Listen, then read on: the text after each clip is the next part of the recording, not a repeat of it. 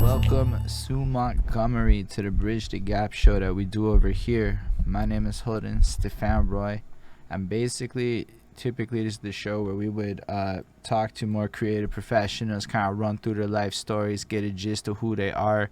And then, as we were going along this journey, the Montreal election became like a thing that happened. And along the way, it was like this realization that, at least for myself, there's not a lot of great English resources to learn about what's happening in the local elections that are going on. And then I know there's a couple other podcasts. I know you were just speaking to some other people, so there is some other stuff happening. So big love to everybody else out there that's actually making that effort. But there's still not a lot out there that's making it simple to kind of learn what's actually happening with everything out there. Either way, it's good to have you here because we want to basically kind of just run through your story a little bit and get to know you a bit better, because that's the best way to kind of, I feel, decide who you want to vote for, is to get an understanding of who the person is. Sure. So with that, we like to kind of start it off almost chronologically, because it just makes the most sense of how life works. So if you could let us know where you kind of were born and where you come from in the early parts of your world. Well, a long time ago, I was born actually in Brampton, Ontario, when Brampton was like 30,000 people, and there was lots of farmland between Brampton and Toronto. Now it's basically part of Toronto.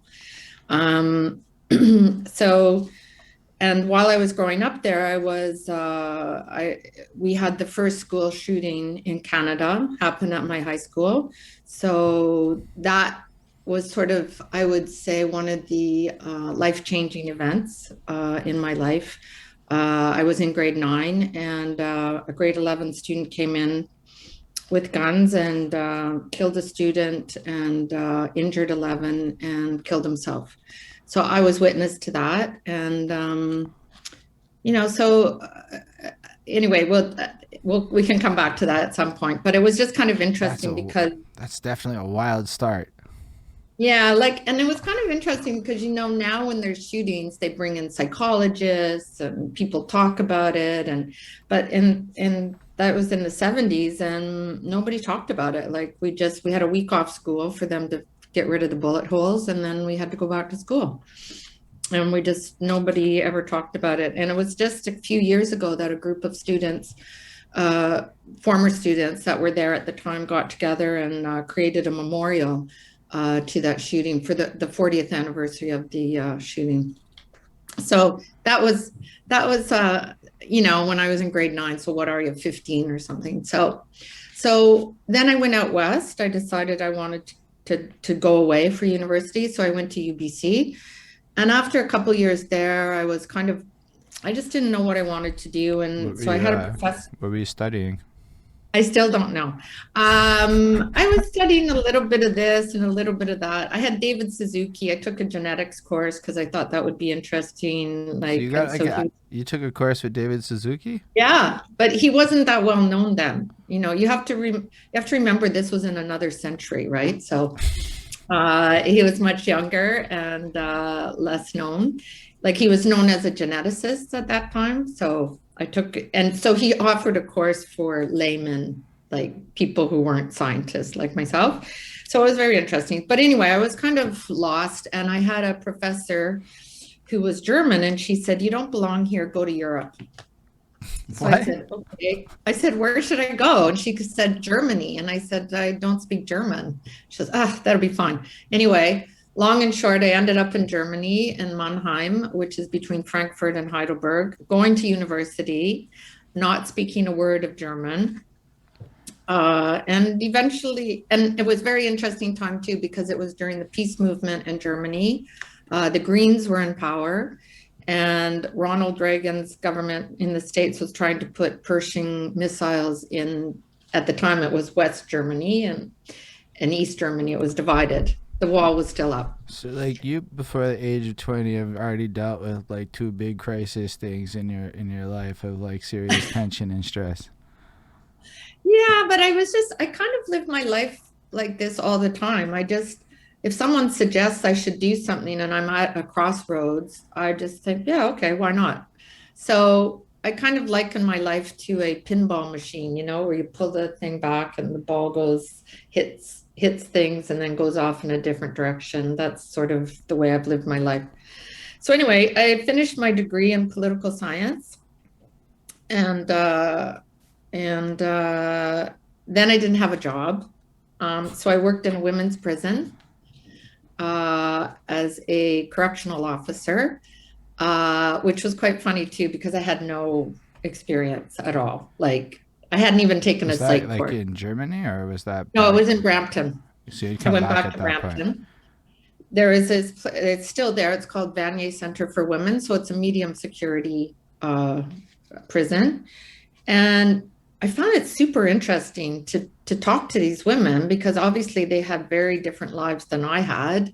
And so I spent a lot of time just talking to them. And that's when throughout that time, I decided I wanted to become a journalist, because I thought these are the kind of stories that need to be told, that like I just found them fascinating. And I just thought we need to tell these stories of these people who are kind of invisible in our community. So I went to Carleton and I studied journalism. And from there, I went to the Toronto Star. And then I got a job at the Montreal Gazette. So that's how I ended up in Montreal. What's it in like? 1986. So you're not even born yet, I don't think, by this time, right? I'm born 1 year later. But I have a question though about being a journalist back then at like a newspaper. Just before we because first of all, that's a lot of incredible things that you just dropped in a row, and it's like been like 7 minutes. That's intense. But what's it like to be a journalist prior to the internet and working at a newspaper? Because like I understand the content flow of how a newspaper runs today, but I couldn't even really picture what it would be like to be in that ecosystem in the 80s. Yeah, so that's a great question, actually. And I look back on my days at the Gazette. It was a huge newsroom. We were down on St. Antoine Street. There were about 300 people there. I think there's maybe 3 people left at the Gazette. But honestly, like when something happened, okay, for example, I'll give you an example of a story I had to cover. So this guy was working at Burger King. Some guy comes in to rob them. And the guy working there picks up the butcher knife and stabs the robber. So he's this hero, right? Because he, saved Burger King or whatever. So I had to find this guy. So I picked, what a phone book is? Yes. Like, I can't believe I'm like talking like this, but I'm not that young. okay. So you know what a phone book is. So we used to have to go through the phone book and call people, because I knew which street it was on. So we had sort of a reverse phone book where you could look up a street and find out who lived there. So I knew which street this guy lived on. So I called everybody on the street and I found him. So I went and interviewed him. And so that's what we had to do. So it was a much slower pace. We only put out 1 newspaper a day, right? Like you worked all day on your story and then it went to bed at, I don't know, midnight or something. And then the next day you start all over again. But nowadays it's just like. So you would churn out a story a day and it had to be like fitting in, edited, everything? Yeah. Yeah. That's unless you're working on a big feature, you could have time to work on a bigger, more investigative thing. But for a hard news story like that stabbing, you'd just do 1 a day. And it was amazing. I loved it. How do you find out about these stories? Like that's the part that is actually. Oh, that's interesting. Because like, where does the news get the news? Well, good question. We had a police room where we would listen in on the police scanners. So we knew all the codes and they would say, cat, cat, cat. There'd be all this static on the radio, and then we could hear if there was a shooting or a stabbing, and we could hear where it was. And so or we didn't know where it was, but we would call the PR person at the cops. And those days, the cops were much more open with information. In fact, everybody was. Now you can't get answers for anything, right? But yeah. And you would make sources. You would have sources in different places who would feed you things too. I don't know. You find stories like literally like on TV where you gotta like befriend people at the department and charm them and kind of get your person all over. Yeah. And then someone shows up with a brown envelope, and it's got all the goods in there. That actually happened to me. One story I did was about Collège Notre Dame. It used to be a boarding school for boys, and it's owned by Brothers Saint Croix, the religious order that owns the oratory. Like, they're loaded. They own all kinds of land and things. Well, a guy came to me with all kinds of emails and letters uh, proving that they had been sexually abusing these young boys back in the 50s, 60s, 70s, the classic priests, brothers sexually abusing young boys. But these guys had never talked about it. And so I tracked a lot of them down and interviewed them. And it was very sad because for a lot of them, it was the first time they'd ever talked about their abuse. And a lot of them, it had destroyed their lives. Like, they were divorced, they were alcoholics, they had drug issues, they couldn't hold down work, all because of what had happened to them as kids. So anyway, that led to a lawsuit, and they got $18 million settlement from this order, this religious order, which was the biggest settlement in Canada. So so that's the kind of journalism I like to do, that makes a difference for people, that brings about some kind of social change, social justice, like speaking up for people who really don't have the power to speak up for themselves. Yeah, but it's like wild to think that you actually create change with it. Like, it's Yeah. one thing to just post on Facebook. It's another thing to actually be in a position to take stories like that and to move with them and to be inspired from that, from like the prison situation, and to end up in a place where you're really like following up on stuff is actually, it's just incredible. Yeah. No, it was really great. And then when I was at the Gazette for a long time, I was the justice reporter. So I covered a lot of things at court. And I'm sure you remember the Magnotta trial, Luca Magnotta. So I had to cover that. So that was probably the strangest trial ever covered. But I found it oddly just very sad. It was really like this guy was clearly mentally ill and never ever got the help he needed. His parents kept him at home for the first, I don't know how many years of his life. His mom was a germaphobe and wouldn't let him go to school. And so, I mean, it was clearly lacking in something, maybe love, I don't know. But it sounds weird to have empathy for a murderer like that, but I did feel I feel like there's a lot of people like that in our society who, they wouldn't be where they are now if it wouldn't be full of hate and violence or aggression if they had just sort of had that love growing up, or even now. Or even like resources, like the mental Mhm. health services in Quebec are not exactly a global ideal to look to and point to. From my experiences dealing with family members who've dealt with the Douglas, it's the Douglas is wild. Like, I don't want to go Yeah, I too know. deep, but there's some Yeah. wild stuff that goes on at the Douglas from what I've heard. Not Yeah. like crazy wild, but more like they look the other way for drug dealing kind of wild. Mm. Yeah, it's a real problem. And I think with COVID, we're seeing more of it now. And I think we're going to, the long-term effects are going to be quite long-lasting, I think, in terms of mental illness from this pandemic, because we're all experiencing the stress, but we're not really aware of it. You know what I mean? It's kind of like this low level, under the radar sense of foreboding, like what's going to happen.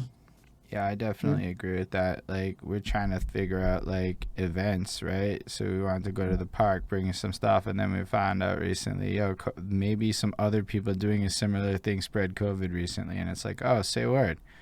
That's a whole extra level of details that never existed. Or the app. There's an app on my phone now, the green thing. That wasn't That's right. necessary before. That's wildly You have to show stressful. your vaccine. I know. I know. It's very, it's surreal. Like every once in a while, I can't believe that. I think this is affecting the entire world. You know, we've never lived through something like this. I definitely think you're right though that there's a lot that we're not feeling. That even like the most stable, well together person has never experienced this level of long term trauma that the Yeah, country is facing. Because everybody knows somebody that's messed up over this right now. Everybody I does. know. And I I think know. it's cool that that's like a focus for you. I don't know what to Well, I do. think people have to understand, like, I know in our borough, especially, like we have the biggest borough, and I'm the mayor of the biggest borough and the most populated and the most diverse. So I spent a lot of time during COVID on Zoom calls with different communities, different community groups.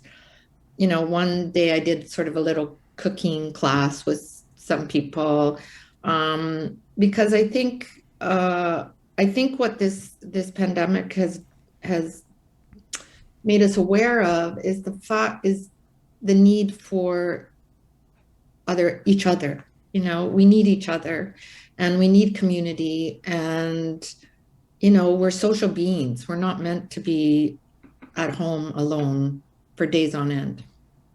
And so I think, you know, when I'm running for mayor, now I'm running again, I really want to think about how do we break down those barriers that were there, that meant that some people were stuck at home alone for days on end with nobody talking to them. You know, like how do we build community so that we take care of each other and look out for each other, and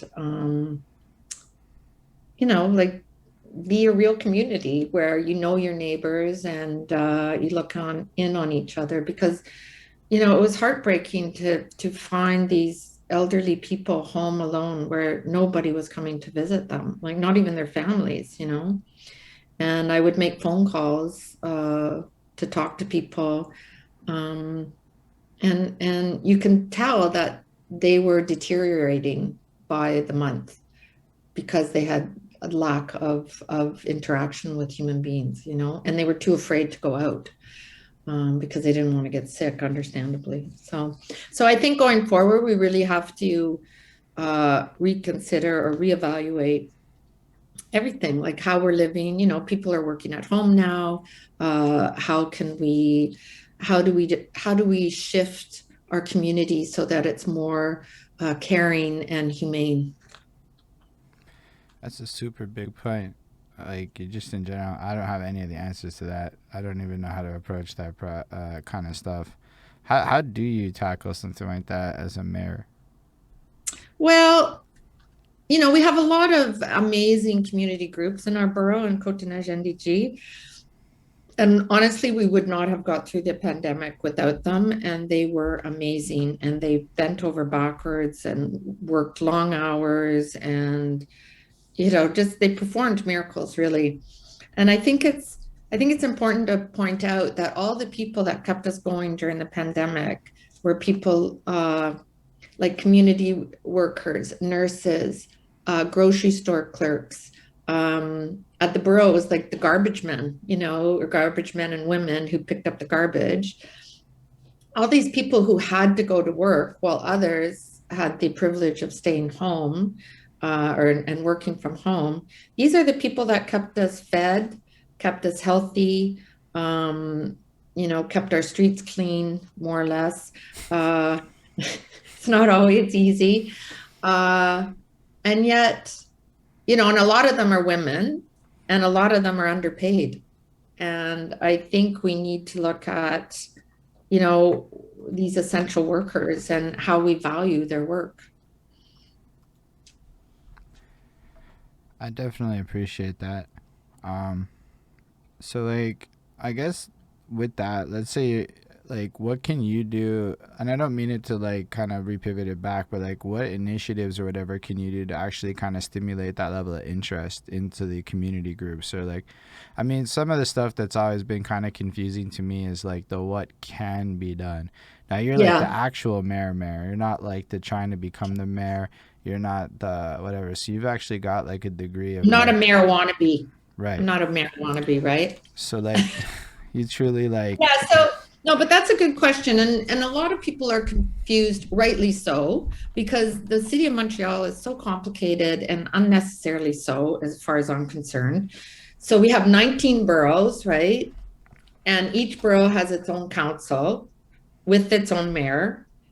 And then you have the downtown council, like the city council, that has 65 councillors that come from the boroughs. You got that? You still with me? Yeah. And then you have the mayor of the city, who is Valerie Plante right now, right? So, so the question is, what do we have the power to do? Because health, things like health and education, that's sort of a provincial responsibility. So we take care of sort of the basics, right? The garbage, the recycling, the compost, the snow clearing, local bylaws about noise, urban planning, like, if you want to change the windows on your house, how you could do that. If you want to do an extension to your house, how do you do that? Things like, apartment building, like unsanitary conditions, like if you've got a hoarder for a neighbor, you can call the inspector and they can come because it's a health risk for everybody, right? So those are the kind of things we can do. But the things and that's the day-to-day stuff, right? But the things we did during COVID, for example, we made these little gathering places at Royal. There's one at Royal in Sherbrooke. I don't know where you are, Holden. Are you in Fielding. NDG or? Yeah, I'm on Fielding, Rosedale. Okay, so we put one further west as well at Sherbrooke and Madison. It needs some plants and stuff. It doesn't look all that welcoming right now, but it's new. And another one at Monkland and Girard. So we just have Adirondack chairs and it's like a deck and and people loved it. Like you can Oh, I just know what you're talking about. I know the Sherbrooke one. well, we had it was like we had the Northern Lights there, which was kind of weird. But I think next year we'll just have a tree. Like I don't think we need the Northern Lights going around. But people really liked it, like picking up a coffee and sitting outside and just talking to whoever was there, maybe, or not even talking to somebody, reading a book. And I think we need more public spaces like that. We saw how much our parks were used during COVID because so many people in our borough don't even have a backyard, don't have a balcony. And there's a whole bunch of people living in an apartment and they need that space. So that's where I would like to invest is in green space and parks and gathering spaces. And where you live in the western part of NDG, I'm just amazed at how wide some of the streets are, right? Like Fielding has that big strip of green space in the middle, which just seems to be wasted, like I don't know, can we put some furniture in there for people to sit on? Would people sit there? I don't know. But I don't know. I just think Are that you even allowed if to sit in the middle? Because it's in the middle of the street. I That know it's in the feels middle like of it the street. I trains like my know. parental training is like you're not allowed to go. Right. But that's what I'm trying to figure out. Like that whole street is so wide. Like I don't understand why. Maybe it was back in the days when remember they drove like the big wide, like when cars sort of dominated when they first started coming and everybody bought a car, right? It was a big thing. And so we built these huge wide streets that sort of, I think, take a lot of humanity away from our community. And it sort of divides us. It like you come out of your house, you get in your car, you drive to work or you drive your kids to school and there's no sort of interaction with your neighbors. So if we created some green space, like in some neighborhoods in NDG, they have the alleys, right? So the kids play in the alleys. But we've really taken a lot of space away from kids because when we were growing up, we could play on the street. We played like road hockey or, because there wasn't that much traffic. But nobody would dream of letting their kid play on the street now. Right. So I just want to look at a way that we could maybe take part of the street because you could still have room for parking and cars to drive and still have some extra green space. They're so wide. Like Walkley is incredibly wide, right? That street. I don't know that I've ever thought about how wide streets are before this moment and at all. Like I just it's never Well, been a take a look. consideration. Next time you're going down this, well, this is what happens when you become the mayor. You notice these things and you think, look, how could we do this better? You know?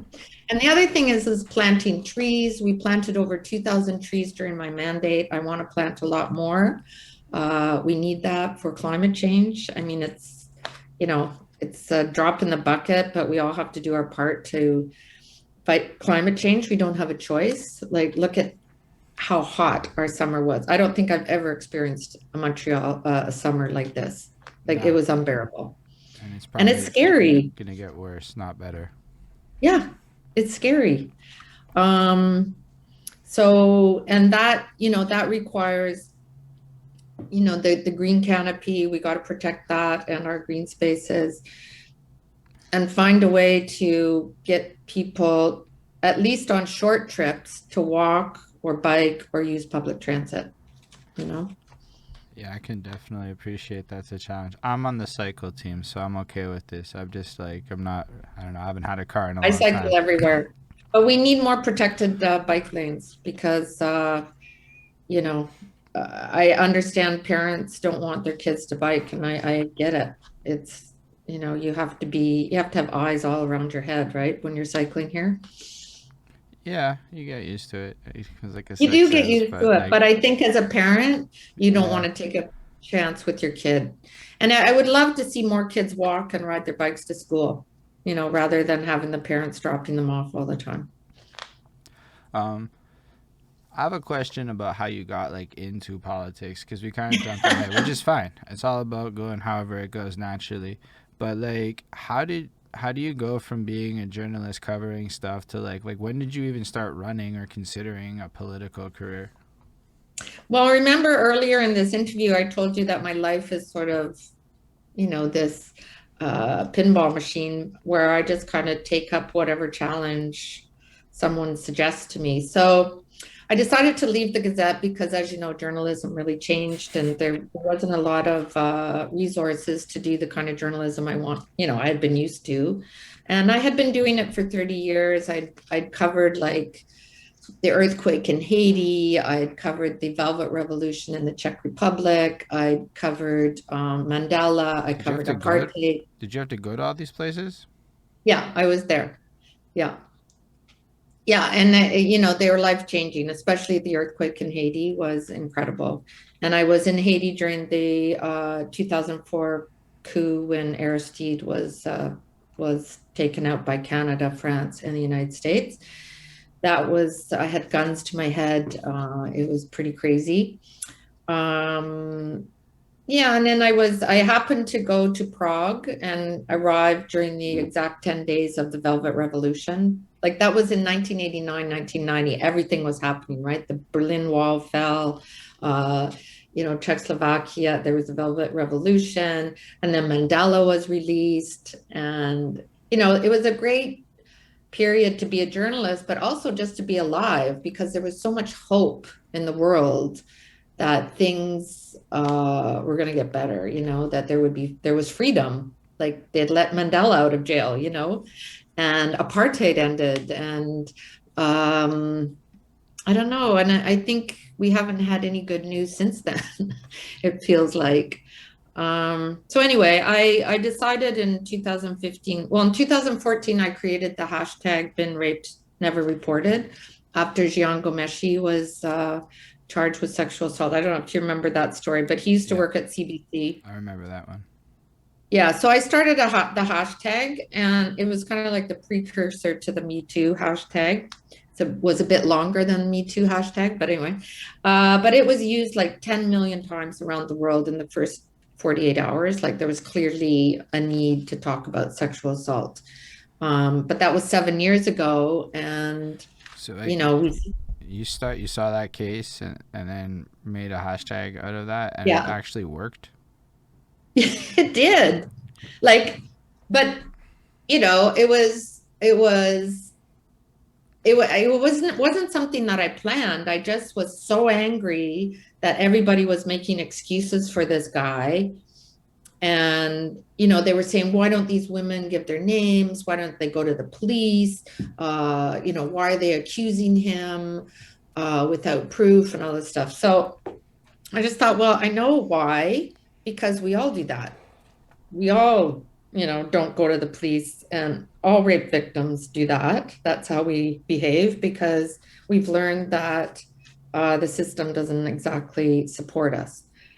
So I made this hashtag and I talked about my own sexual assault, and it just went crazy. Like it just went, I should say viral, right? So, and then I was doing interviews in India and England, and all these women were writing to me, and it was just like this the floodgates had opened about sexual assault around the world. And so that was 2014. And then in 2015, I just decided I'd had enough with journalism. So I took a package. The Gazette was offering packages. I took a package without a plan. Like I didn't know a plan, i.e., I didn't know what I was going to do next. I just quit. And then somebody suggested I run in Westmount NDG for the NDP. So I presented myself in the nomination, but I didn't win. So I didn't the have part to be. when you're like competing with the other people trying to get in the party, right? Yeah, you try to become the candidate, right? And there were 8 of us, and Jim Hughes won the nomination. I came second, and it was a good experience. But I thought, okay, I can check politics off my list. But then in 2017, I was working for Amnesty International, and How did no, you I was get? working. How did you get into Amnesty? That's a huge jump. No, I wasn't working there yet. Wait, back up. I was working for the inquiry into missing and murdered Indigenous women and girls, and I was working on that inquiry. And Valerie Plante, her assistant, called me and said she wanted to have coffee with me, and I agreed. But then I was like, ugh. I said to my husband, I know what this is about. She's going to ask me to run in the election. And my husband said, well, just go see what she says. There's nothing to lose. So I went. She said, we want you to run to be mayor of Côte-de-Neige NDG. And I said, do you know me? Like, I'm not a politician. I speak my mind. And she said, yes, that's why we want you. So I ran, and I worked for Amnesty International during the summer and then the election started. And then I won. Like I didn't really expect to win. I beat Russell Koopman, and then I was the mayor. So, so yeah, I was a bit, I think Projet Montreal was shocked that they won too, the whole party, that Bao got in, but I think Coderre didn't really run a campaign, and also he banned pit bulls, right? That was the death of him. That was the end of him. And You that don't touch dogs. electronic car thing that I didn't know was Oh yeah, happening. the I didn't e-race. even know The that was e-race. happening. I just know a lot of people were mad about that. So that was just Yeah. those two things. Yeah, that was another weird thing. And he pretended that they sold a lot of tickets and they didn't. And he basically lied about it. And he also cut down 1,000 trees down on Ile Sainte-Hélène, which that's the thing that made me quite angry. Anyway, so I got elected, and then, yeah, I was mayor. So, and now I'm going to do it again. So, okay, like, what is it like to become a mayor? Like, was it like a huge transition? Oh, yeah. I mean, the learning curve is so steep. Like I would say this is one of the biggest challenges of my life, for sure. There was so much to learn. And as you know, the city is so complicated. And I'm still trying to figure out how the budget works, how they distribute money among the boroughs. I'm sure there must be a formula somewhere locked in a safe. I don't know. But, it's just, anyway, but I say it's really difficult, but or challenging for sure. But I really like it. And the thing that I like the most about it is listening to people, meeting people. Like now we're doing door to door for the election. And I find people fascinated. And every single door is different. Like it's a person with a whole life story who has come from, a different country or was born here or whatever, but it's just it's so multicultural. And like tonight I met people who had come from Vietnam, Sri Lanka, India, the Philippines, and that was just in one block, so I love that about it, and I love to try to help people and to try to solve their problems and figure out how we can create a better community for everyone. Definitely appreciate that. So so we basically end up in a situation that is definitely well documented at this point. And now you're in charge of the Courage Party. Yeah. So I guess when it comes down to that, we're at the point where it looks like a lot of names on a list, and I'm not gonna lie, everybody I've talked to has talked about making parks better. It seems to be like everyone is gonna get elected and work on parks and green spaces. So I guess, how do we differentiate between all of these parties as Right. people? Like, what is the difference between a Courage, a Projet Montreal, and a Movement Montreal, which fundamentally, if you were to ask me, are all kind of in the same realms of politics, being all the same, like, sphere of stuff. And then there's other groups that Well, I don't know about, so they're probably not my people. That's how well, I think you have to look at experience too. I think some of like my hat's off to everyone who puts their self out there to run for politics. It's not easy. And you've seen like what you experience on social media. It's like we're not humans. Like people have the right to say whatever they want to us, and so that can be really tough. You have to have a thick skin. But I think what differentiates my part, there's two things that makes us different from the others. One is that each of my candidates has roots in the borough. Like they were either born and raised here, or they've raised their families here. Like I wasn't born and raised here, but I've been here for over 20 years. I raised both my kids here. And so all my candidates are very, very connected to the community. And that's not the case for the other parties.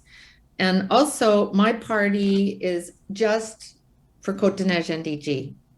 So what I discovered when I was part of a big party like Projet Montréal, I found that I had to vote whichever way the party was voting, even if I didn't agree with it. And I was quite uncomfortable with that. So I find that if we just have a strong council made up of my candidates or the people that are running for me, we would have a strong united front to fight downtown for what our borough deserves. We are the lowest. We are at the bottom of the barrel when it comes to how much money we get from the city. And, I was in Projet Montréal and it didn't make any difference. Like I was with the administration and they still didn't give us our just part of the budget. So this way, if we all win, we will have 6 votes down at City Council. And we can say to the others, like, look, you want our votes on this? What are you going to give Côte-de-Neige NDG? Whereas if it's Projet or Ensemble, they have to vote according to the party downtown.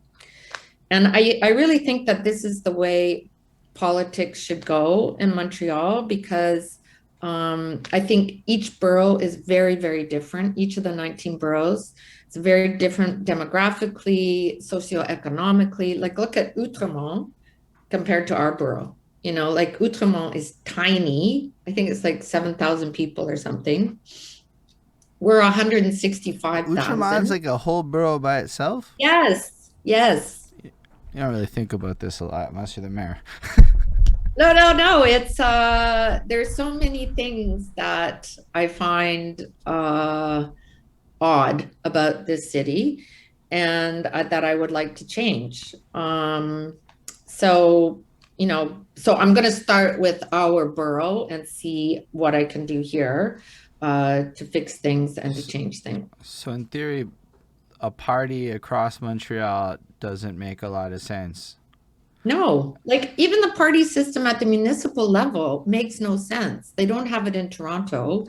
And what you do is you build alliances with other counselors and say, if you help me get this done, like let's say I could work with the counselors in Park X because we have a lot in common, right? Park X and our borough, they have a lot of immigrants.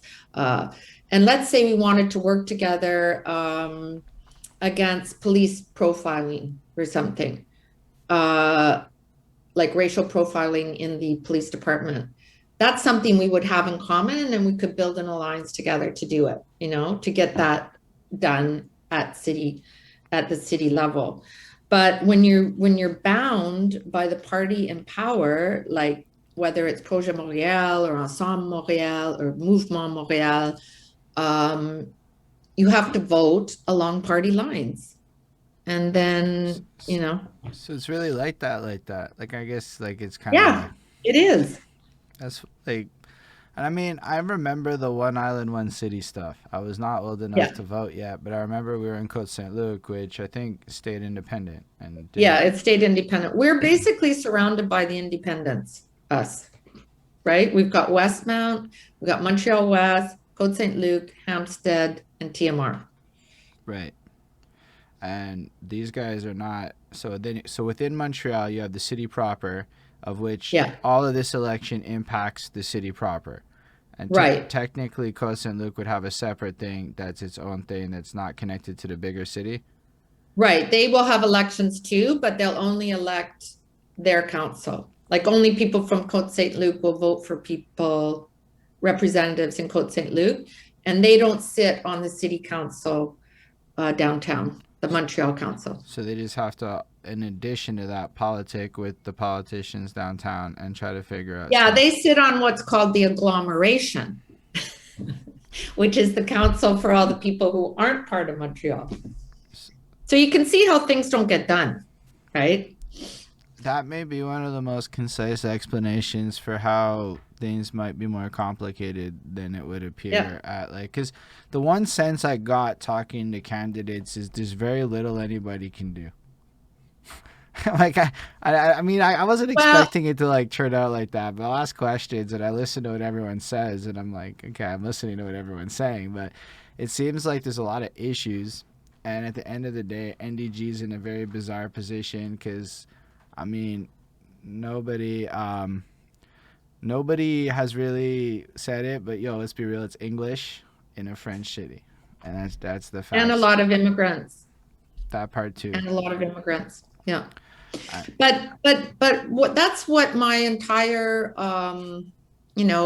court thing is about. It started off because I stand up for what is right. I always have, and I always will. Like even though it's hard and people, it's been a very stressful couple of years. But I defended my chief of staff because I was being asked to fire her without proof. Like she's accused of psychological harassment by a very senior white male, and she's like in her 20s and apparently only been on the job for 3 months. So there was no proof. I was never shown any evidence, and so I refused to fire her, and that's why the mayor kicked me out of her party. But I don't regret it because we found out since that there was no proof of psychological harassment. But the bigger picture of all of this is it's a question of democracy. It's who's in charge. Is it the elected officials or is it the bureaucrats, the civil servants? And it's the answer is the elected officials because we are elected by you, the people, and we are accountable to you, the people.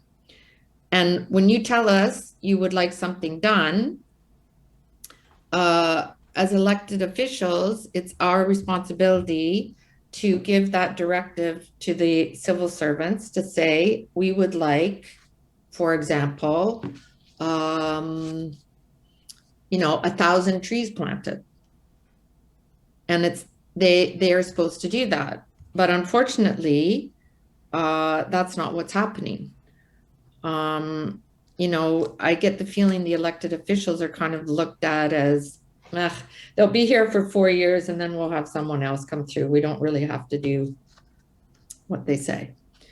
But that's what my entire court thing is about. It's like, who's in charge? And, if we want civil servants to be in charge, then let's be honest and say, okay, fine, they're in charge. Why have elected officials? Well, the reason we have elected officials is because we live in a democracy. These are really big issues you're saying. Like I'm hearing everything you're saying, and I'm going, damn, Montreal is kind of everything they say it is a little bit. Not to say it's like fully Yep. like that, but damn, that's. I mean, I'm But not. see, and that's why I named my party Courage, because I'm the only one, the only elected official. And there was another one from Projet Montreal who quit because of the way I was treated. But I'm the only one who has stood up and said, this is what's happening in this city.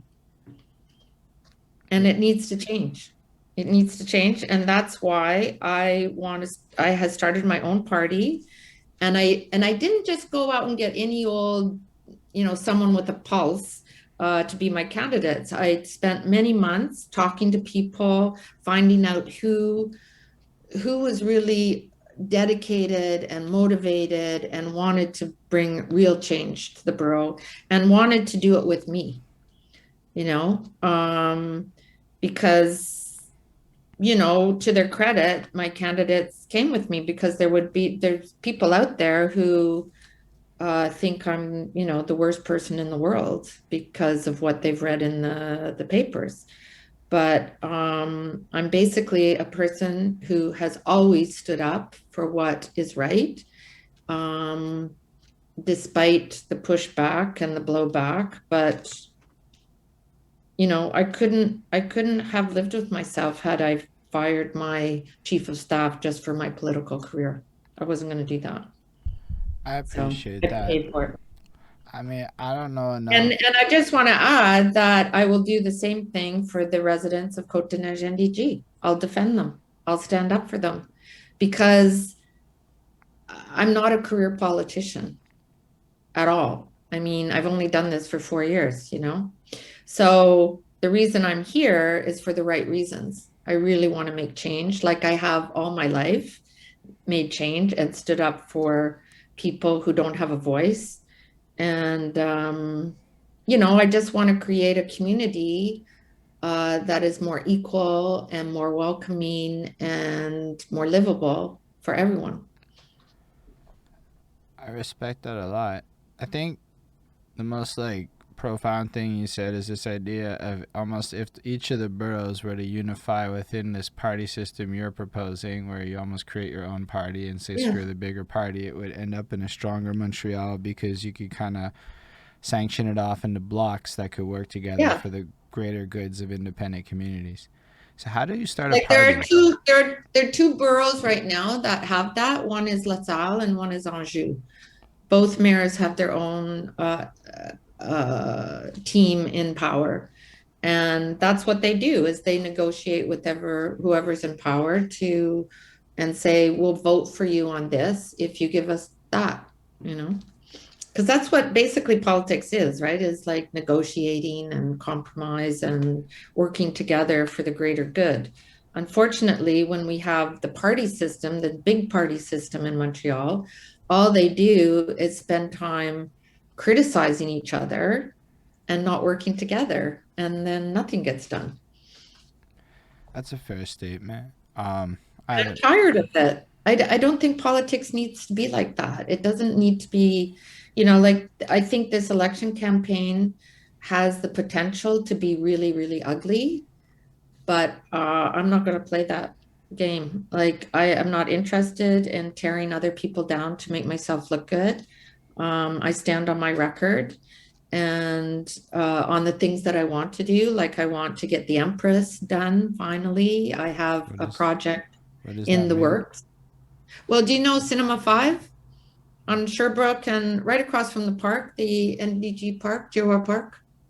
You There's know the this one I mean? there's a cinema? There's an old, well, it's falling apart. It hasn't been open for like a good 25 years.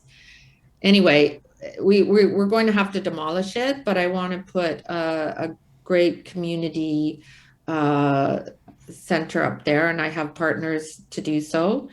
So I want to go forward with that. We bought the land beside the YMCA. That's a park. Um, we've got the hippodrome, where the blue bonnets used to be, Yeah. the horse track thing. I would love, like, my dream for that is to build a neighborhood that is carbon neutral, that where there's no cars or just on the outside, because that's what cities all around the world are doing now, is finding ways to keep cars outside of the city and make the city more green and livable and walkable, and where you can cycle. Like Paris has been transformed during COVID, so has Barcelona. So there's a lot that can be done here to make our city more livable. I definitely like a lot of what you're saying for real. How do you start a party? I mean, like in a more literal sense, because like in theory, if other That's a good people are to question. like hear this, the main takeaway, like I'm an NDG, so I'm not really gonna say for myself. But let's say somebody's in, I don't know, Outremont. Yeah. How do you start a party and actually get No, that that's a going? very good question. So anyone can start a party, and you just have to register it with the Quebec government. And you need a certain number of signatures of like founding members. Not a lot, like maybe, I don't know, 100 or something. I can't remember exactly, but all the information is on the Director General of Elections Quebec on their website. And then you need to have an official agent, like someone who takes care of your finances. And then you have to be audited every year. You can raise money, but it's very, very strict how you can raise money. The maximum donation in an election year is 200. When it's not an election year, it's 100. So you can imagine how long it takes to So every to one raise money. person can give you $100 a year. Yep. But this year you can give 200 because Right. it's an election. So it's very difficult to, it's slow going when you're trying to raise money. It's not like in the States where you have a big business handing over $1 million or so dollars. Like our budget is very low.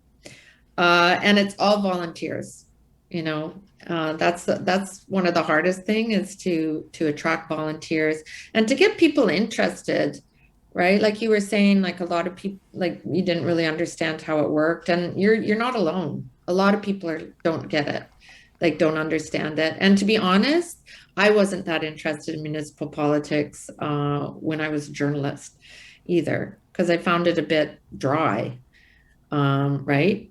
Like it's Let's hard to get interested in garbage pickup, but when you think about it, this is the level of government that's closest, that has the most impact on your day-to-day life. I think a bit of it's a communication issue.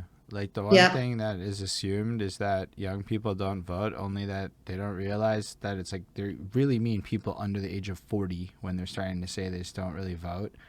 And that's like almost no efforts that I've seen from modern politicians except for Jagmeet Singh are even done to communicate with young people. Like mhm, I don't know if it's like a city politics thing, but ain't nobody really doing podcasts or like TikToks or really running yeah, like this kind of more youth oriented thing. Like it's almost like this show's called Bridge the Gap because there's a huge issue with everything. And it's like, right, how do you bridge that gap? How do you make a 20-year-old and a 40-year-old have a conversation and have it be meaningful at the end of the day? And I know that right, I've talked to folk and they've been like, well, young people don't vote, so nobody really focuses on them.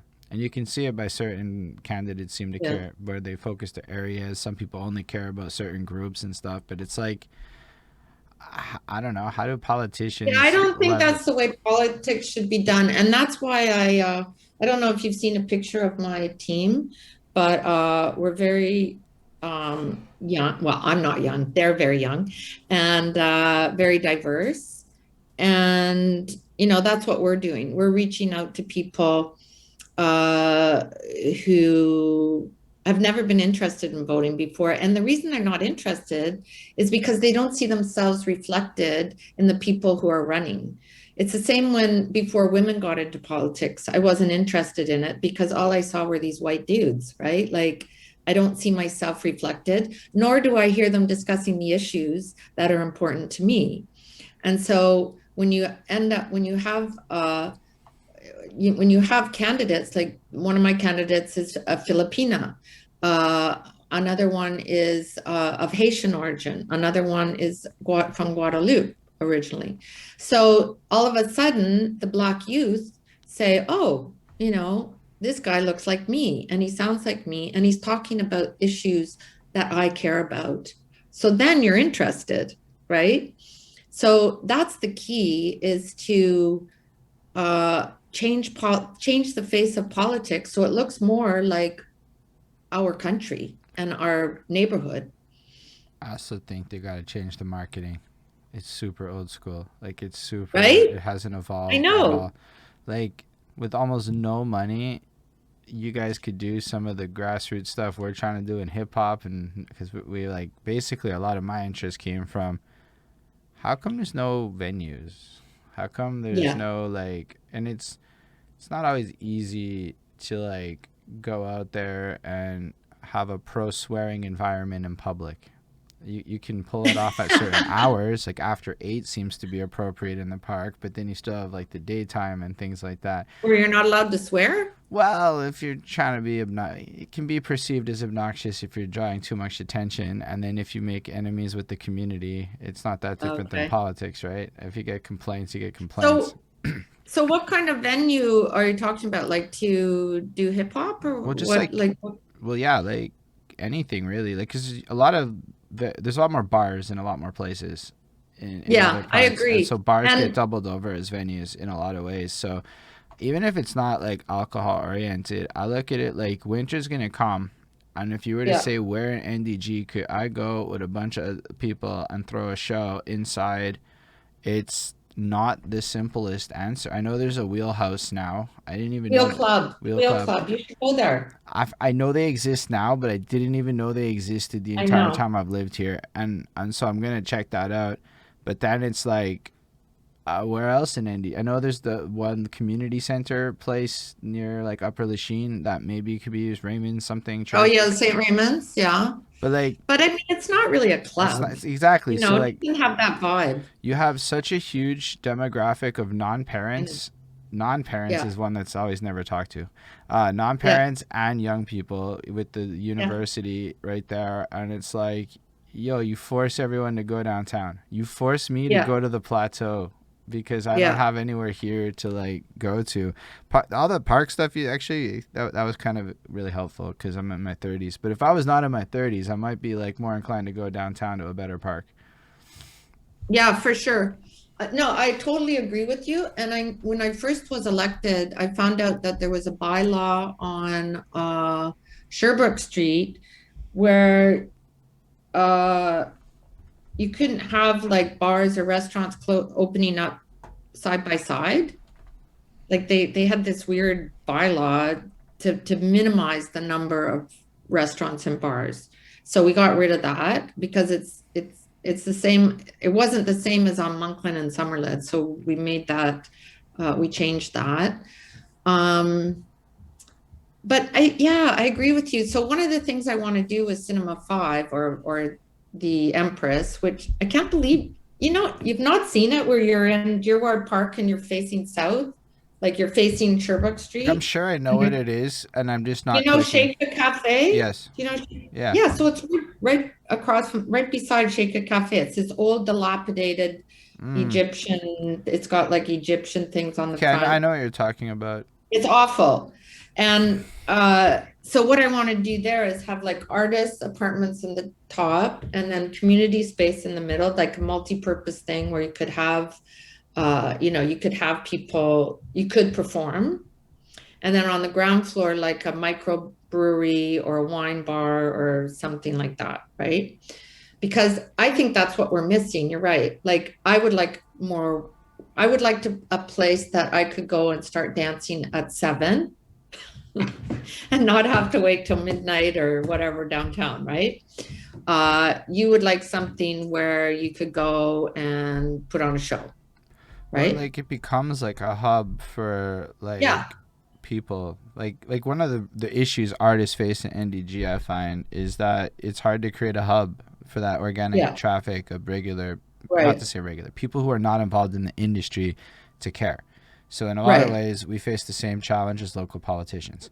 Um, and I realized it in a lot. There's not a lot of hubs, or even like if you Yeah. were to do a debate or something. Or apparently, I'm sure there's city hall stuff. I don't know where the city hall stuff happens, where I could go listen to stuff. Like I don't actually know where this is going on. Like this stuff isn't.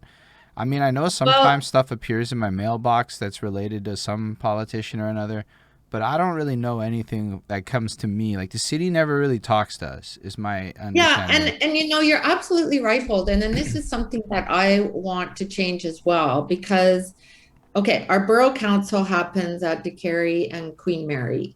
But since COVID started, we've all been working from home and we've been doing council online.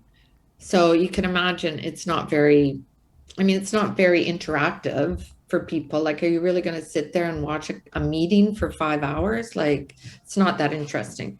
So I want to find a way to make it more accessible to people and to actually explain to people like what we're voting on, like, and why they should care about it. You know what I mean? Because right now the way it's just a bunch of contracts and a lot of it is just kind of administrative that wouldn't affect your life, but when it does affect your life, I think we need to let people know and explain it.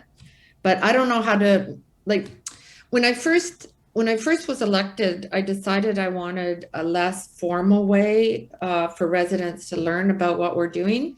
So I decided to have like coffee with the mayor in different cafes. And it was just, where we would even have a beer or coffee or whatever.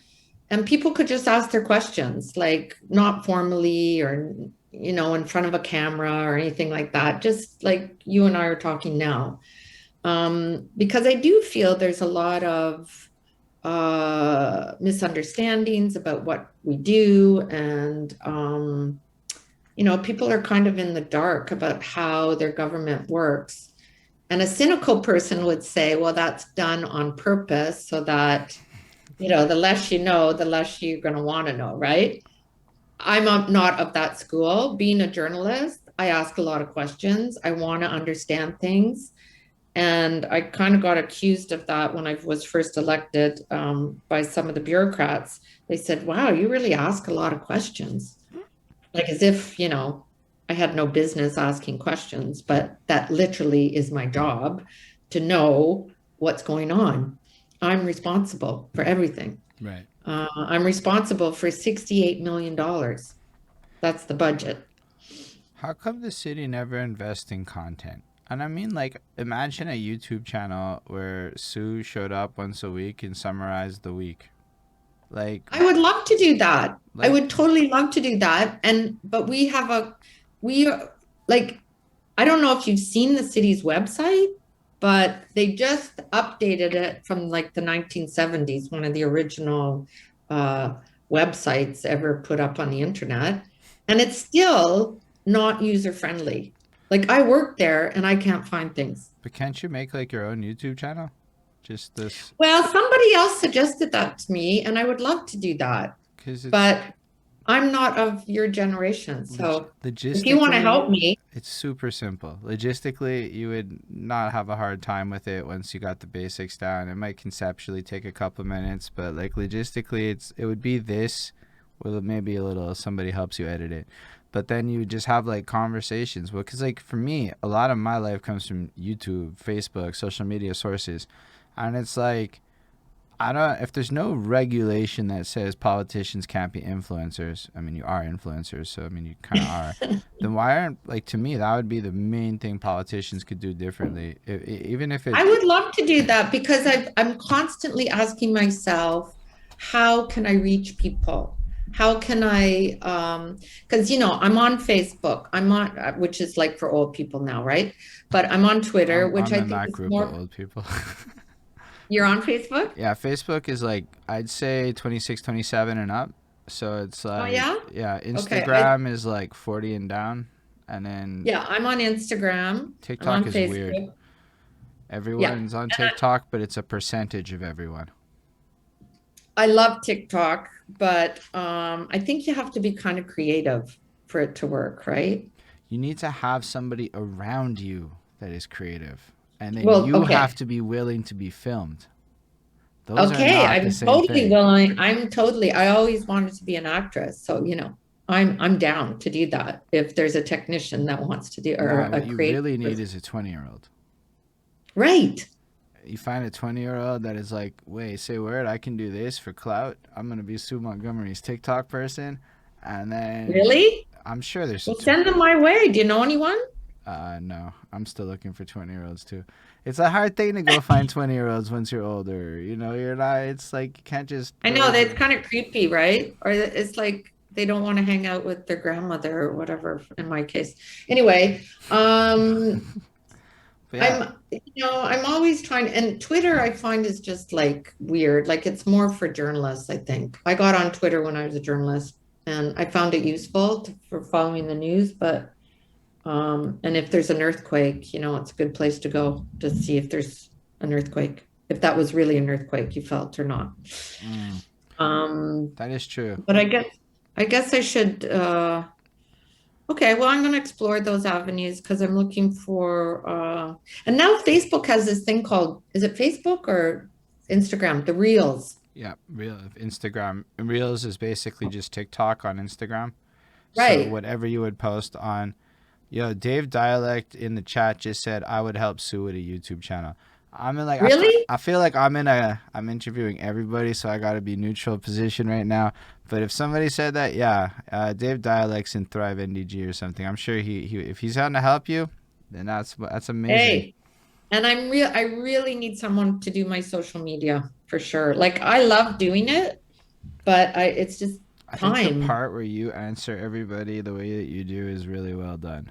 And you should keep doing that part. It's the worst Which part, part? the part where you actually answer people in groups and stuff. Yeah, but it can, you know what? Sometimes it can be a little bit soul destroying. Like I go on there and I have to be honest, there are times where it's really hurtful, you know? And what I find the most difficult is when I read someone who I've never met, who doesn't know me, and they're saying like really horrible things about me. And I've actually reached out to a couple of them and said, look, you seem really angry. You seem mad at me. I've never met you. Let's go for coffee and talk about it. Like, I'd like to know what it is. But then they just shut up. Like, then they disappear. Well, yeah, because they're So, what we call keyboard warriors. These are not people who are ever really. I have friends that will flat out be like, "Here's my address. Pull up. Let's go." Nobody, yeah. because nobody's gonna do it. People don't pull up. They're just there to kind of be Why are disruptive. they so mean? Like, I don't understand being mean to somebody you don't even know. Like, or I even if you know them, why do you have to be so mean? I find it sort of toxic. And so there's times I have to take a break from the social media. Um, my kids actually take my phones away from me and they say, you need to walk away. I appreciate how empathetic you are to this situation. I think a lot of people aren't really aware that Facebook's the public. So my theory is Facebook is the public. Like you're in a park and everyone acts like you're at home. And so you can say what you want, but they don't really connect the Yeah. fact that you're in public with your public identity. And like they're just saying whatever they want to people because they can't see you, but they don't really treat Facebook with the same rules that they would in real life. And I that know, but did they not realize that? Well, it's true. They're not using their real names either, a lot of them, right? So they there's a can be chunk. invisible. especially in the like in the groups like Thrive NDG. Yeah. There's absolutely a few troll accounts that get created where people are there to be shit disturbers. That's what they get off on. I mean, when I was younger and angrier as a human, I got off on really long comment threads. Like you feel Oh, like really? nobody listens to you in life. You feel frustrated.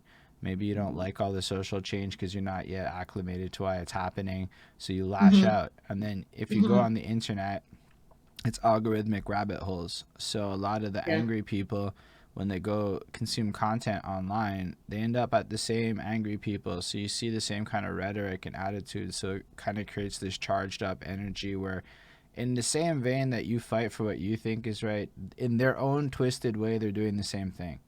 It's just Well, that, and I also think that I think it's gotten worse during COVID, and I understand like, and then again, this comes back to what I was talking about earlier, where we're all kind of a little bit traumatized, and I understand that people are going through really, really hard times, a lot of people, and I feel for them, so I try not to take it personally. But I just kind of feel like, look, yeah, I'm a politician, I guess. I'm a mayor, but I'm a human being first, and I have feelings, and I show other people respect all the time, and I kind of feel like I deserve to be respected as well. And you don't have to agree with me with what I'm doing. You can even be angry with me. That's okay. But let's have a conversation, you know? Let's not just, don't just call me really awful names. And I think there's an element of being a woman in politics too, right? That there's a lot of misogynists out there. And it's tough, you know? Um, I don't know what it is. Like they can't stand to see a woman in a position of power, or I don't know. I don't understand it. Um, but I wish that that wasn't the way it is. Like that, I have to say that's the part of the job I really find difficult. yeah, it's definitely not simple to have people judging your life like that and Yeah. then to express themselves cleanly. Back before YouTube had comment censors, they used to say mean things to me on the internet, and it took a while to get you. Because, one bad comment could ruin your day. Like, it could, and it seems Well, weird. and I just feel like it's unfair because you don't know me. Like you don't know my life. You don't know what I've done. Uh, you don't know what I've experienced or what I've suffered. Um, and I think we could all use a little bit more compassion. Honestly, I just think that people need to dial it back and because I often think it must take so much energy to be that angry at someone you don't even know, you know? Yeah, I just think that it's almost like when you don't have a purpose, you find a purpose and it manifests however it does. And then in a Yeah. lot of ways, the behavior is rewarded via like how many people will like that person that attacked you. They're gonna, even if 87 people like your like amazing response and it's perfect, there's still gonna be like this 7 people that like that guy, and Yeah. that's it. Like it's enough to validate it, to like keep it a cycle going. But in a lot of ways, I feel like Facebook's putting people in jail, which is definitely helping to deal with this problem. That Facebook jail things it's really going on. So I've noticed the behavior is a little tamer, just because you literally can't get away with what you could have a year ago. And Hmm. I don't know. Over time, I'm kind of watching people start to kind of check people's attitudes, but it's like Okay. really slow going. This is like one of those society kind of has to police itself and decide what it feels is correct things, Mhm. unfortunately. And I think a lot of people are kind of tired of bad social media behavior, but Mhm. then you're fighting what Facebook wants, which is certainly not what we want. And that's a very different thing. But also, I have a very thick skin. I had to have a thick skin as a journalist. I certainly have to have a thick skin as a politician. But, I often think, how do people feel who don't have that thick skin? I'm sure it leads to all kinds of mental health issues. Like we know that, right? We know young people have killed themselves over cyberbullying. And I think we all need to sort of check our behavior and really think about the impact it can have on others.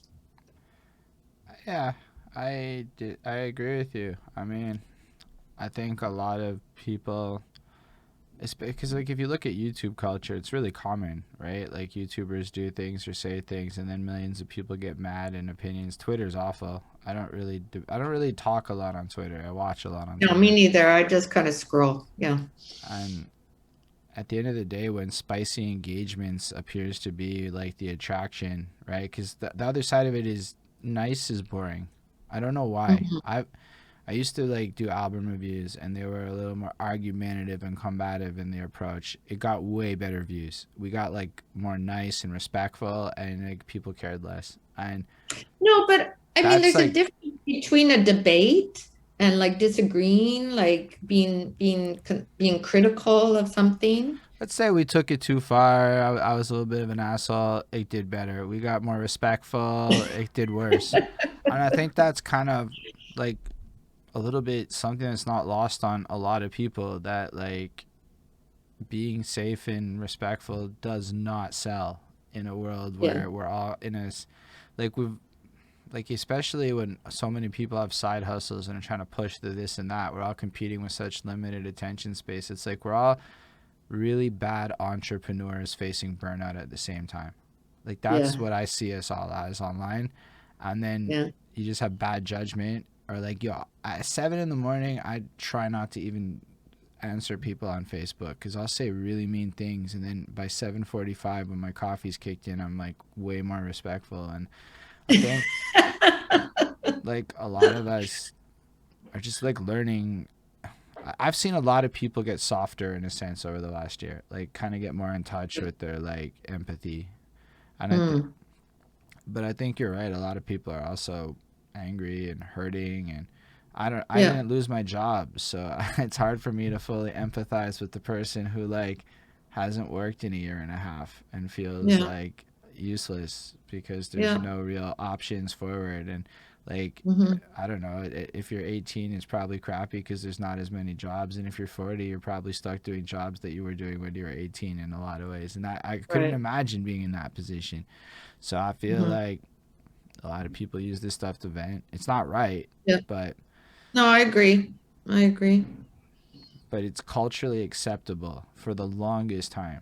Even if it like doesn't seem like it kind of was behind closed doors. It's like a lot of the stuff we were all saying behind closed doors got projected. So like those Mhm. Facebook conversations is just what people would have said about you behind your back, and now you're just kind of forced to like see it. Well, that's fine if they want to say it behind my back. I'd just rather not see it. That's all. Like, I hear you. I don't think anybody really likes it when people go like too far on Facebook, except for that like small number of trolls that get smaller over time, or like 15-year-olds. You may also be the victim of the occasional teenager having fun. Who knows? I don't know. But with that, I do think like something like a YouTube or even like a Twitch stream or something where you can engage with a chat in a more controlled way would at least Mm, let you control the content that you output, right? So it's hmm. not like getting tagged in Facebook. Like imagine, I mean, and if all this stuff, like what you said is true though. Like people don't necessarily know your whole story and your history, right? Like I mean, Hmm. there's Sue Montgomery, the person that you vote for, and then there's this woman that's literally gone through so many experiences and come back a lot stronger and actually created change and actually you actually did the things people claim they want to do. So like Yeah. even if you took 10 minutes to like share stories from your past, it would like create that element where you would in a sense create defenders who would then come through and then defend Mm, you. I mean that's kind of what ends up happening when you're like super famous, is you just get your army of defenders to go against the trolls, right. and it creates attention, which is kind of how the game seems to work today for like everything. But with the YouTube and more of an opportunity to like share, like I don't know how many other shows reach out to you to do this, but the more times you can get your story out like that, the more it'll create that understanding that like Hmm. maybe it is just being misunderstood. And I'm not really saying the media here is unbiased. I'm seeing some very biased media reporting in the Montreal Gazette and other places personally. So Mhm. I'm anybody could write anything in these days. There's only like Yeah. I don't- Well, I don't think it's the journalist's fault per se. I just think they don't have time to do the proper research and to understand the story. And so they tend to just copy each other, whatever, we'll take the headline from CBC and just go with that instead of doing our own research. And and I think it's a real threat to our democracy, the fact that journalism has deteriorated so much. Because, that's supposed to be the checks and balances on our democracy. And there's people get away with a lot of things because there just isn't good journalism uncovering it. That's fair. And then, but people also stop paying for journalism. Like there is an onus or responsibility on the citizen. Like I remember when my parents consciously stopped paying for the Gazette, and then I know most of us stopped paying for news and then never started paying for news again. Like that's the only That thing. was the big, yeah, that was the big challenge at the Gazette, like because what paid for the paper wasn't necessarily the subscriptions, but it was the advertising, right? And so if the Gazette could say we sell a 500,000 copies on Saturday, then they could charge so much for advertising because they'd have that many people looking at the ads. But then when it went online, I mean, advertisers could just advertise for free anywhere. So they never charged for it. Right. And I think that was the mistake in that model. Yeah. Another one was Google.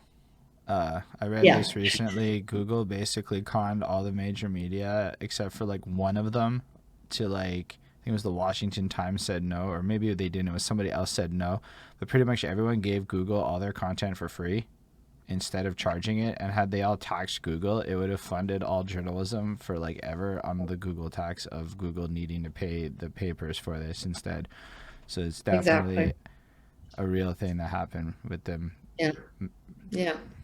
Yeah, it's too bad. It's too bad because I think I mean, we saw what happened in the States with Trump and the election, and, it's because you need good journalism digging up what's really going on. Do you think with that the federal election is going to create like an election burnout on the Montreal election? I hope not. But it's kind of out of our control, right?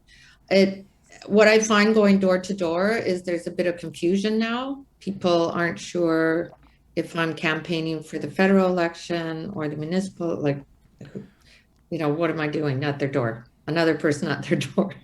They're very nice about it, though. I find that people are great.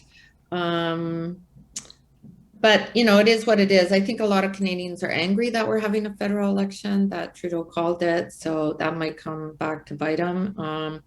I think it's exciting that there's so much interest in the Montreal election. I may be wrong about that because I'm in it, so I feel like there's a lot of interest, but there's certainly a lot of candidates in our borough, and that always makes for an interesting race.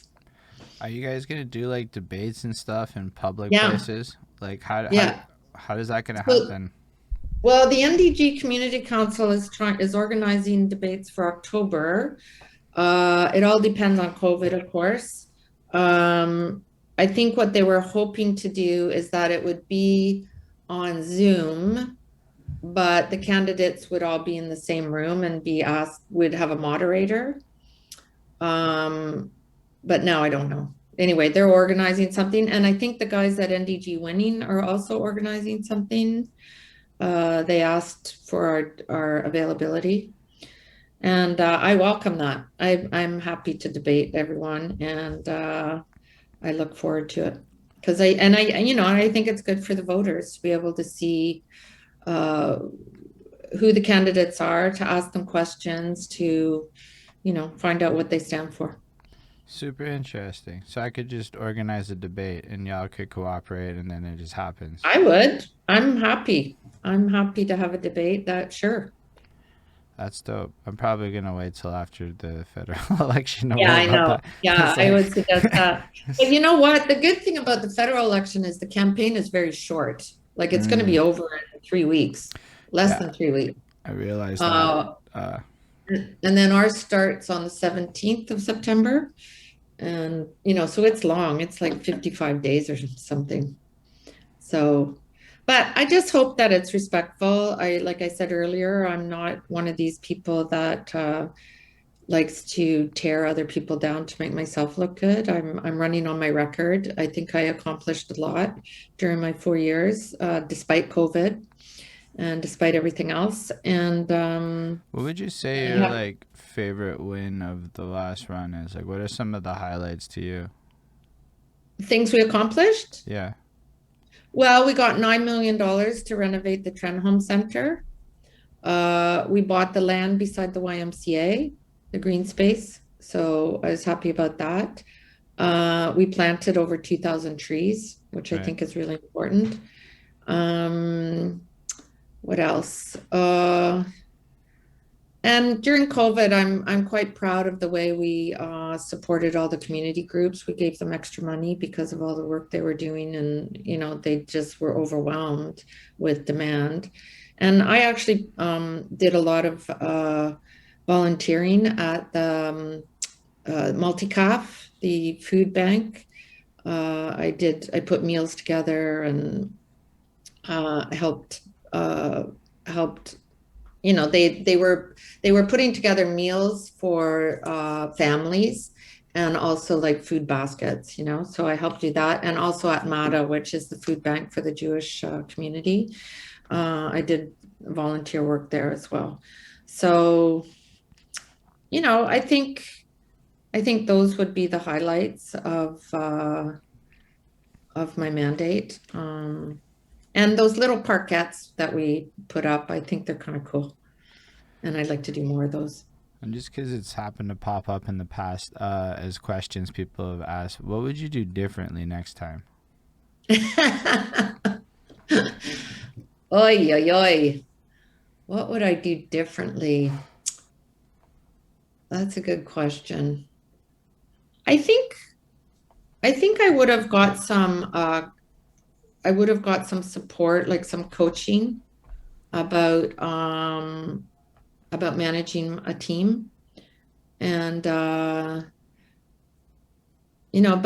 things in politics happen so fast, and all of this other stuff kind of took me by surprise. It was a complete shock when that news happened, and then things unfolded very quickly. People reacted very quickly, and then next thing I knew, I was kicked out of the party. So I felt like there was no chance or no opportunity for discussing it in a calm adult manner. Like I just wanted to talk to people. Even the mayor, I reached out to her and I said, can we just talk about this?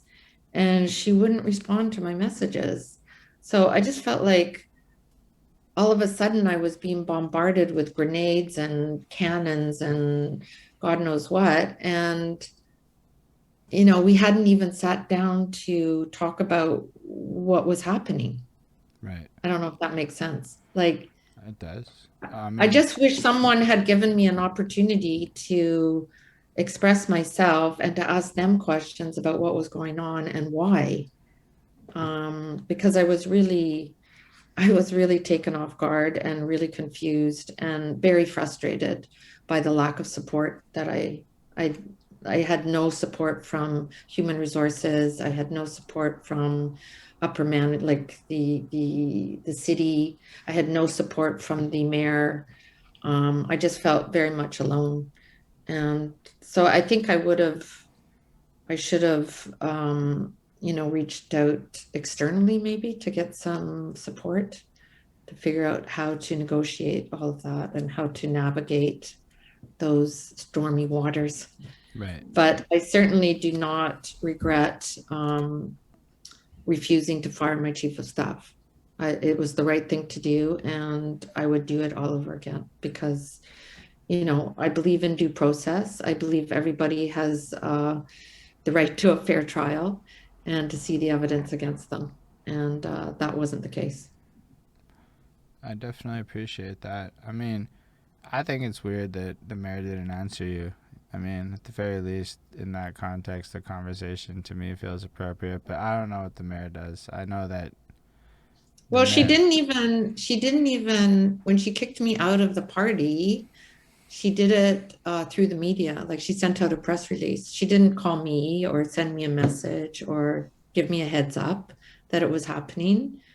So it was a Friday evening, I remember, and I start getting my phone starts ringing like crazy from the media and messages coming in saying that mayor, we want your reaction to being kicked out of Projet Montreal. And I was like, what? Like, I mean, I just find that not very classy.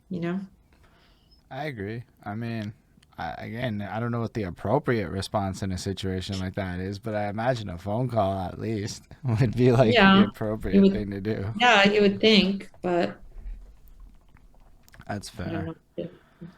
Um, I'm not really sure what else to ask at this point. I feel like we got a But we've lot. been talking for like an 90 hour and a minutes. half. Yeah, my stuff can go pretty long. Some people will Oh, like take it. Some people will really take it to the next level. I think the record is 5 hours and 5 minutes for one of these. oh, really? Yeah. Well, when you get to like music talk, you can get real tangential debating the nuances of how to make it as an Okay, independent artist. And if I was a okay. politician, I bet we could talk shop in a different way that would like extend it further and whatnot. But in general, yeah, to me, it's like it's interesting to hear people be people. Like as much as you might be a politician, we're not. I don't think anyone's voting on campaigns. That's not why anyone.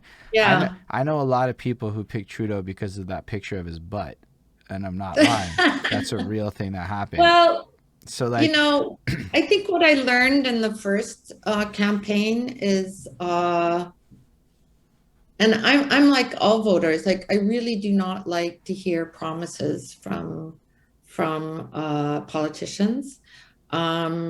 I have a vision for our borough for sure, but I think it's kind of cliche almost to make these promises, like I'm going to do this, I'm going to do that, and quite frankly, I'm not even sure people believe that, you know. I can tell you what my vision is, what I would like the borough to be like. Uh, but I can also tell you that I can't do it alone and that I need the residents on side. And I think we all need to work together rather than top down.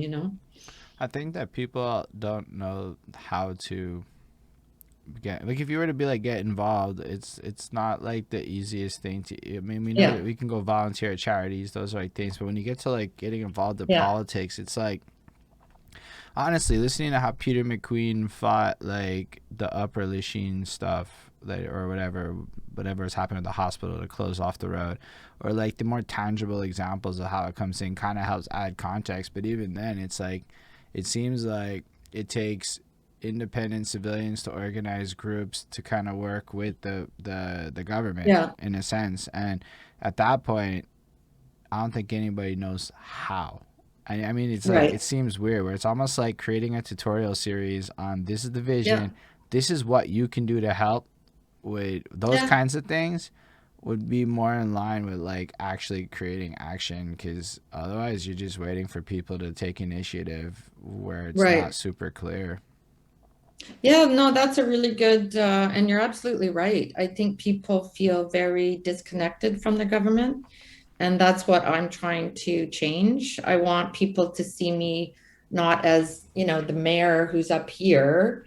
I want them to see me as also a resident of this borough who cares about it, and who wants to who wants to hear what the residents want and figure out how can we move that together, like do it together, you know. So maybe that's another YouTube series, right? Like I'm telling you, tutorial there's on how so to much get power in involved. that. Huh? There's so much power in that right there Right. because just assume most people don't have the imagination to think of how they're going to do it by themselves. That's Yeah. if anything, if I had a politician saying, "Here's how you can help if you want to help," and being really like Yeah. clear cut about it, I pay more attention to that. Otherwise, the only thing I can remember about Russell Coatman is that they managed snow really well that one time. That's it. I don't Well, you know remember. what you can do, Holden, to help is shovel your sidewalk. I live in an apartment. That's on the building. Okay. All right. You don't have to do that then. But otherwise, I probably would do my basic sidewalk shoveling. I don't know. I guess Yeah. that's a thing people should do because the city's technically responsible, but the You people. have to do it in Toronto. You have to shovel outside the sidewalk in front of your house. That's fair. But Hmm. yeah, if you were to, like, that's where like those really corny PSAs Canada does. They kind of sometimes work. Like there's a Yeah. few of them that are effective. Don't ask me right now Yeah. which ones, but like there are probably things, or the reduce, reuse, recycle. My gosh, that was effective. Well, I mean, it didn't really work Or well, what about but one like it. like don't throw your cigarette butt on the ground? I'd like to do that one. I Mm, hate cigarette butts all over the place. yeah. Um, And they don't break down, they're bad for the environment.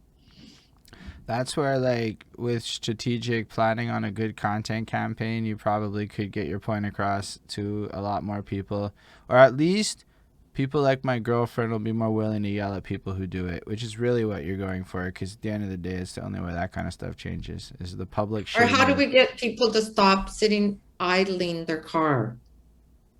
That's another one. And that is actually illegal. There is a bylaw against that because it's bad for the environment. But Um, people sit in their car all the time, idling. And I gently tell them or politely tell them that, ask them, could you please turn your engine off? And some people are complete, like they say, oh, I didn't even realize it was running or whatever. Other people are very unhappy.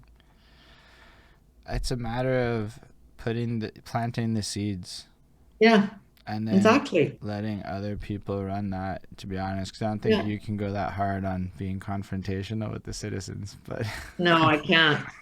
I'm uh, never confrontational. I'm always very polite.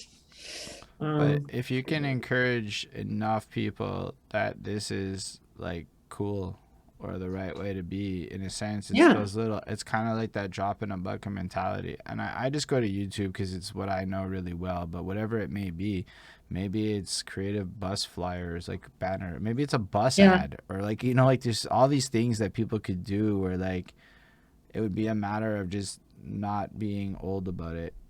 And I don't mean right. that like disrespectfully, but like the No, no, way no. that I like. totally get it. Like, how do we reach people? And that's been my challenge. I mean, I'm a communicator, I was a journalist for years. It's like, how do I make this story resonate with people? How do I make it so that people will want to read it and to feel what I felt interviewing this person? So that's what I'm always looking for. Like, how can I communicate with the residents that, they understand how things work, what they can do, what kind of power they have, and so on. Well, it's like stuff like apparently there's a Montreal charter, which Yeah, I, there is, I but yeah, yeah, I know your friend likes to drag that out, but it's true. I didn't know it existed. As I was Okay, saying, like that's fair I don't enough. know if it's like a. I haven't read it yet, so I don't know anything about it. But the fact that like stuff like that exists, whether or not it's useful, is like Yeah, wildly interesting. That I don't think if I found 20 Montrealers and I asked them all, that nobody would know this thing exists. So yeah. Well, no, like, you're right, and it's about what are our rights and responsibilities as Montrealers, and it's an important document, and yeah, it's probably worth bringing attention to. yeah. I mean, I understand your reaction. I'm not friends with anybody. I'm just saying I hear people talk, right? If you run into Yeah, somebody I in the know. park and they tell you about the Montreal Charter of Rights, you're going, "Wait, that's a real thing?" Yeah, I was blown away that that exists, and I've been really. here for 33 years, and not one person has ever in my entire life mentioned the fact that there is a Montreal Charter of Rights of sorts. Like that to me is Yeah. wild. Or like even half the groups or initiatives or things that the city has done, like my knowledge of what exists in the city is really not there. Like there's a lot of Mhm. NDG cultural groups where like I might be aware of them because of like Facebook or whatever, but I don't know that the city's done a whole lot to organize information very well. And I know that there's a Yeah. website, but there might be ways to work around it, is all I'm saying. Yeah, no, I agree. And I'm going to take up your suggestion. But yeah, I'm going to get those young people on, as my mom would say, the YouTube. yo, run it. Yo, people like self-aware people. So if you just keep your same energy, you'll do fine. People will love it. Yeah. All right. Well, tell that friend of yours, who was it? Doug, Dave, on that texted you? Dave Dialect said that I'm gonna definitely hit him up after and be like, Sue's serious. uh, but Dave. yeah, I actually know him on Facebook. Sure he's not a serial killer or anything? No. Nah, he's a rapper. I'm pretty. I'm like, It's not a trap. nah, I think he's a rapper. Like, I'm 98% Okay. certain he's like a rapper, and he's like legit. Okay. Like, he's one of those guys that's been around since time, and like a lot of people have respect for. So like, Maybe I could do a rap song. yeah, all I'm saying is Rap. there is. Listen, I know a lot of rapper. I don't know that many that would do it for politics, but there's definitely rappers out there that would work with you on that on some. Right? Maybe we could do something about cigarette butts, like rap about cigarette butts. I'm telling you, this is, It's coming. It's coming. but the thing feel it. is like, because I know you guys can pay people as a freelance. Oh, it's not a rapper. My bad, Dave Dialect. I don't remember what you did. I'm sorry. I know your name has come around, and I've seen it before. It is what it is. Okay. He's still in the chat though, so therefore he's heard you, and he's aware. So you can reach out to. Okay, well, it's a pretty cool name. He sounds like a rapper, right? The name? It's a nice name. Kind of? Because at Yeah. least dialect makes you think talking. Yeah, right? Yeah, it is though. Communicator. I'm with everyone else saying it's a rapper name, Okay.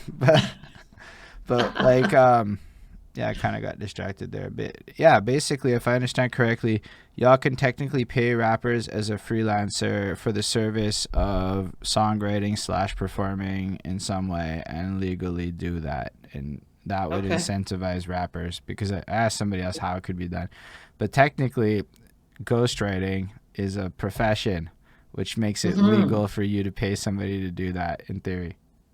Of course. And I'm sure that people would do it for not expensive at all. We're talking like people are not that rich here. So Mhm. I'm just saying everything's possible if like you dream it into things, and then it's just a matter of planning it out. DJ, producer, photographer, videographer. Honestly, you're doing way better with Dave Dialect and all those skills than if he was a rapper. Way Oh, better what is with he? that. Videographer? DJ, producer, and photographer, videographer. So like Oh my way God. way useful stuff for all that kind of things. Shout out Dave Dialect. Yeah. But yeah. So with that, you just gotta I don't know, dream it up, and then that's how I ended up here. Is I had a whim, Yeah. and then Moral Right? liked my Yeah, whim, you just gotta, you just go for it, right? and then it works out. Like the pinball machine. It's a Go. really good way to live life if you're trying to do ambitiously big things. Yeah. You just have to jump off that cliff. And what's the worst that can happen? Your parachute doesn't open, whatever. But But then you won't know if you failed or not, right? I mean, when you put it like that, it's for real. It's true. You won't know. So it's Yeah. You might as well try it. that's amazing. I appreciate having you here, Sue Montgomery. I appreciate everybody that watched it too. For the people that stuck around, there's a fair Facebook. Nobody on my Facebook watches unless it's one of these political ones. So I'm like into that. Oh, really? Yeah. So there's people across the Facebook and the Twitch watching it, which is cool. So shout out all of you for being here. Those of you that interacted, it's dope that y'all did that. In the future, people like, comment, subscribe, all that. Sue's links will all be in the description of the channel, so you all can go ahead and follow her and reach out if you have any questions. Do you plan on doing a lot of public appearancey things like all the other people are doing? I'm doing a lot of door to door, and I'm talking to a lot of people that way. I do go to events for sure. But I'm still running the borough too. So I've got a lot on my plate right now until the election is official. I have another council meeting on September 13th. That's the last one. And then, once they call the election, then I'll be full-time campaigning. So if anybody out there wants to help in my campaign, come on down. It's fun. We have a good gang. I And we appreciate need you, Sue. volunteers. Well, And you can definitely. learn about politics, the wacky world of politics. Honestly, it's way more interesting once you delve past the surface of parks. I know, right? Uh, But I know. I know, but that's what municipal, it is. It's like the mundane things. It's garbage, it's roads, it's snow clearing, it's parks. Nah, But but then you get into the good stuff like ineffective project and people management, and then bureaucracy and red tapes and all the yep. wild stuff where it gets into like more interesting. But you Oh, have to. believe me, I have a book. In fact, I could do a Parks and Recreation only like, you know Parks and Rec? Yeah, that's an amazing Yeah, I show. could do Parks and Rec only like the Parks and Rec meets um what was the other political show that was really dark? House of Cards. I would watch that. That's gonna be my Netflix series because you Shoot, couldn't make this stuff up. you should do that once you're done. Do a tell all book. Totally. That would be wild. I appreciate you a lot. So you have a great energy. I think people should help you. I think people should also help the other candidates watching so that I'm not biased. But I think people should get involved. Well, I know like Maruo Pena is watching and he's also running against you in theory party wise. So like I'm like, well, I don't want to be like pro him, but I was pro him on his Mauro thing. was making fun of my knitting, and I'm quite offended about that Come because on, Maruo. knitting is did you see that there was an Olympic diver that knit in the stands while he was waiting? Knitting helps me focus and concentrate. Yeah, knitting is like So, any other creative art. It just right. gets hated Can on. you tell your friend Mauro that it was a bit sexist to mock my knitting? Yo, Maruo, you heard the lady because I know you're still watching. If not, but So, we agreed to play nice, and I don't think that was very nice. So, that's fair. there, I said it. I don't think we should mock knitting. It, No. listen, knitting creates clothings, and honestly, all I know is anybody I ever know that got into it gets this weird cathartic look on their face when they knit. Exactly. And it helps me focus. Like if am I'm in a meeting, I'm not drifting off if I'm knitting. I'm actually paying attention. And I bet you I'm the only person in the room that can tell you what the meeting is about because everybody else is on their, devices playing Scrabble or something. But I'm going to tell you a quick story about knitting. In history, a lot of women knit like Morse code to help the Allies in the war. They would knit, messages into their knitting and give it to the Allies fighting the Germans. That's super nifty. Right? Like actually, yeah, I like that kind of history stuff. Yeah. So check out Madame de Forge in history. She used to knit messages into her knitting for the Allies. So there you go. So maybe Mauro better watch out. I might be knitting, special messages against Mouvement Montreal. That's amazing. I love your sense of humor. I appreciate you being here again, Sue. I appreciate All everyone right, who's thanks. It watching was really it. awesome. I really enjoyed it. You're a very lovely person, and I hope we can meet in person one day. I'm definitely around NDG. You'll likely catch me at Girard Park annoying people with an amp. Okay. Well, if you see me, you probably see me riding through on my bike. Uh, trip me or something. Say hi. I'll definitely trip you in a way that doesn't, cause you to not Yeah, have the cause parachute an open. accident. Okay. Okay, good. Good. Awesome. I'd hate to run into some kid in the playground. That would not be good. Mayor runs over child with bicycle. Oh Not my good. gosh, that would be a headline. No, Uh, no, don't want it. well, it Okay, was thanks a great lot. having It was you. really great.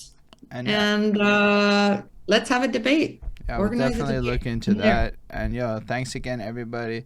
Live long and prosper, everyone. And we'll definitely see what we can do about getting some kind of debate going or something.